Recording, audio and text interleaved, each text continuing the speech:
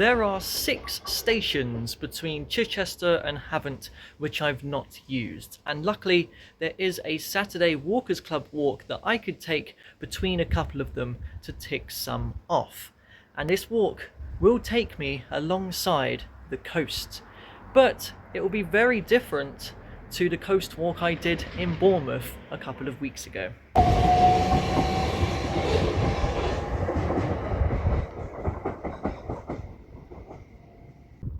And it hasn't taken that long until I've reached the coast, which I was going to say, as you can see, there are no beaches, but I guess this counts. There are no waves though. I won't be walking barefooted in the sand today. Along this section of the south coast of England, there are numerous islands and peninsulas that make the coast look more like an estuary than a classic day out at the seaside.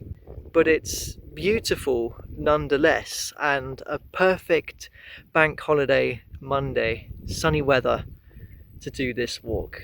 I'm really looking forward to it. So the main part of the walk today really is the Chidham Peninsula, which is all that land over there, heading all the way out alongside the water and then back in on the other side.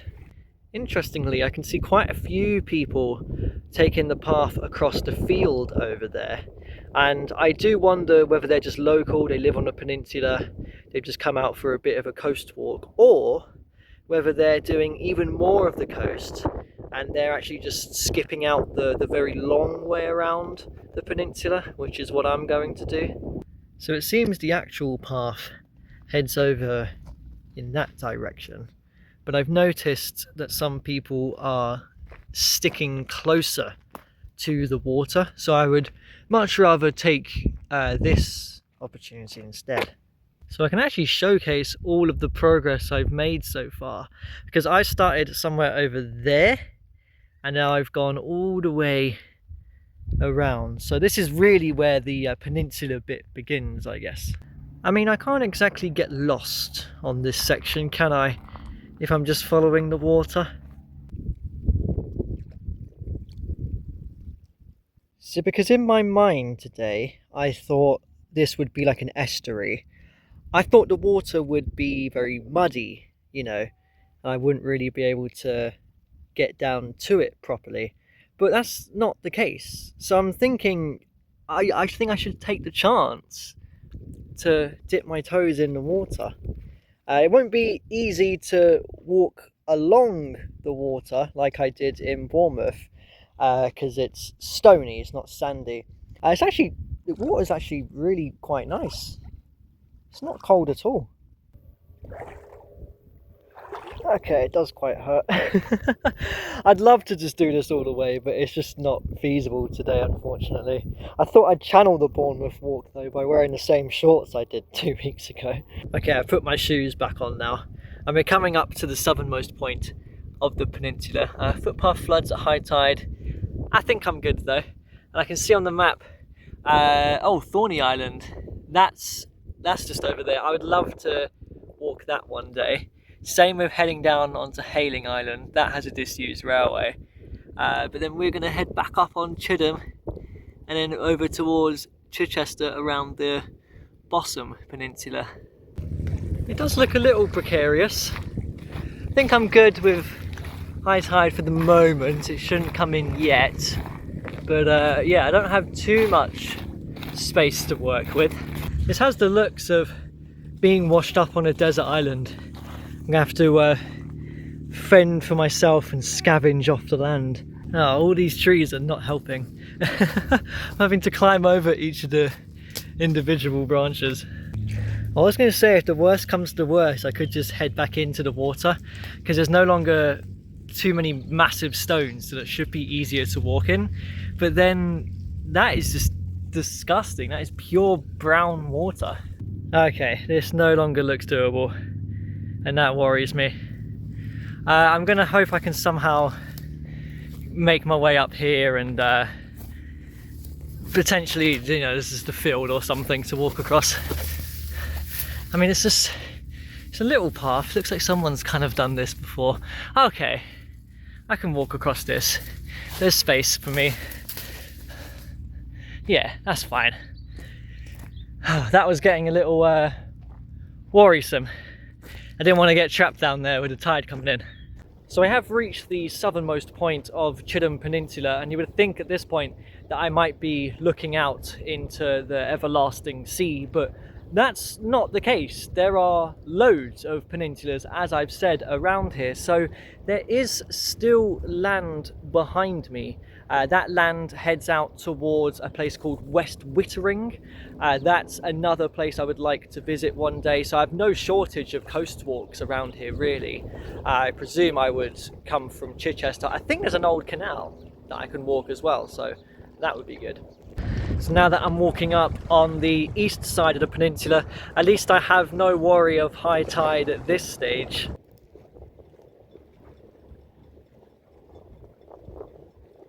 This has just been delightful. I love how diverse the English coast is, because this is nothing like the Bournemouth Wharf at all. I'm surprised with how many boats there are bobbing out in the water. I mean, we are kind of in Chichester Harbour, which is quite well known, so I guess it shouldn't be that surprising, but there really are loads. See, on the approach, I thought, well, this must be Bosham over there, which I know I'm visiting, but I thought I was going to do that a whole lot later. But I thought, surely that's not going to take too long for me to get to, right? But then I spotted this. The water just keeps on going round and round. So yeah, that's going to take forever for me to get all the way around to Bosham. See, this is what I thought the banks of the water were going to look like today, all that mud. You can climb up on the wall here to avoid it, but you do have to hop down right at the end to continue along the path. You know what, I don't think I've ever actually seen pumpkins being grown before. I mean, you do only have 2 months to go till Halloween. So I'm about 7 miles in, and this road marks the completion of the Chidham Peninsula. It's a harsh reality sometimes on walks like this to come across a noisy road, but that's just how it is. Rather than walk along the road though, there is a coast path I can take, which is slightly longer, but I guess, you know, it pays off in the end. Actually, it doesn't look too forgiving of a path, so I think I might just take the hit. I mean, it is shorter anyway, so why not? Okay, I found my path off of the road, but this is slightly worrying because it says it's closed. I mean, I'll give it a go, but I'm hoping I can get through. Yes, if I had followed the coast, I would have come out here. It doesn't look too good, does it? I see no problem so far, but there's an additional notice here saying the path stretches on for quite a while, the closed section. It's necessary to protect public safety due to coastal erosion undermining the footpath. We'll see what that's saying, because you're saying there's no alternative, so I have no alternative. I'm just going to give it a go. And anyways, the tide is slowly starting to go out now, so I might be able to utilise heading down there. Aha! I see. That is extensive damage, to be fair. But yeah, it's not wet, so I can get across that easy. Okay, I don't know if I should be here. I don't know if this is a case of high tide. This might be a problem. Ooh, and it could be ill. It's slippery. It's slippery. No, I'm gonna go in. I'm gonna go in. How's it look? Oh God, no, that's right in my way. Should I just go in the water? To be fair, I can see a beach down there, and at this point, it's pretty much just concrete beneath, no? The only worry about ducking underneath this is that this is slippery and I could go in. You know what, I do actually like the idea of going in, because I didn't really get to walk in the water earlier. I worry it might be slightly too deep, but I'm not too fussed. I mean, I'll get the bottom of my shorts wet, I don't mind. This is working quite well, actually. It's so much nicer to be walking in the water properly. Ah, my short, I let my short go. It's hard to do with one hand, okay? I actually ended up walking all the way across, and I'm surprised because I've sat here and let my feet dry off for 10 minutes. I've turned back around and the tide has gone so much further out than what it was. I was going to walk on over to that jetty and pull myself up, but I was worried because it was starting to get quite deep. So I stood rather precariously on the edge of that wall, trying not to slip back in. There's a little hole here in the wall which I used to pull myself up. I could spot a National Trust sign across from Key Meadow when I was drying my feet here in Bosham, and it is bustling. So I definitely got some strange looks when some random guy just popped up over the wall. Now I wanted to call it Bosham, like how it's spelt, but I learnt from the train announcements this morning that the H is silent. Welcome aboard the Southern service to Portsmouth Harbour. The next station is Bosham. And with Chidham Peninsula, we had the issue of high tide, and if I was to walk Bosham's Peninsula, I'd have the issue of there's just not a footpath that goes all the way around it. So I'm going to cut right across, so this might be the last time I'll see some water for quite a while.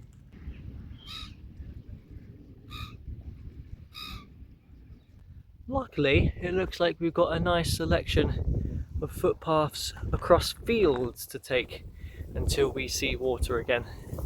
Oh, I'm exposing the sun though. It is hard work in this heat.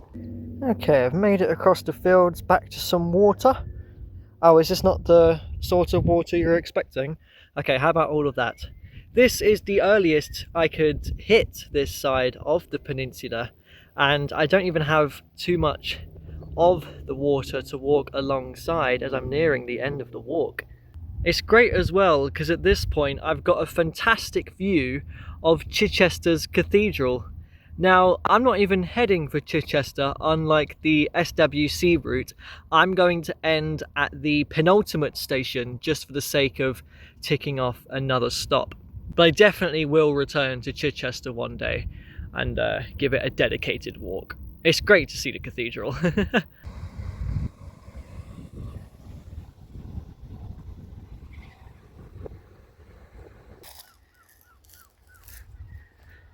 Oh, okay. That's not ideal to see as soon as you turn the corner. We're just about to get to the end as well. Can I get around this? Possibly. Well, it's still a beautiful walk even away from the water, even though there's water right here. This is a delightful set of meadows to cross over.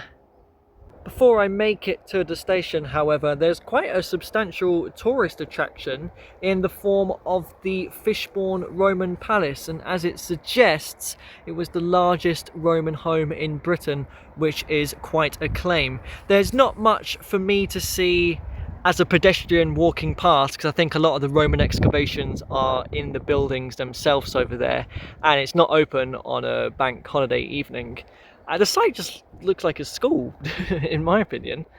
And I've made it to the station, which of no surprise is called Fishbourne. That's a contender for one of the smallest bars and arrows signs I've ever seen. From Southbourne to Fishbourne, and they're even very identical stations, just the exit is at the other end of the extremely narrow and boring platforms. That has to be one of the most fascinating coast walks I've ever done, because it felt like a true adventure, battling with high tide and erosion.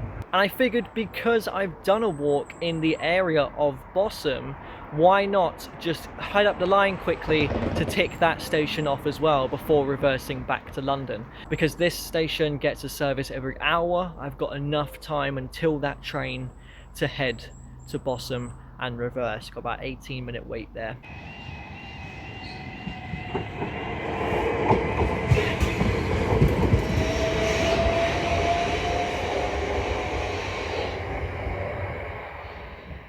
So Bosham Station is drastically different to the other two. Southbourne and Fishbourne both opened in 1906.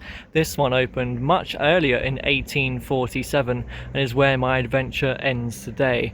Although rather fittingly, I can see what was supposed to be the end of the walk all the way down there, Chichester Cathedral. And I'm excited to just hang out on the train back to London, about an hour-and-a-half journey during sunset.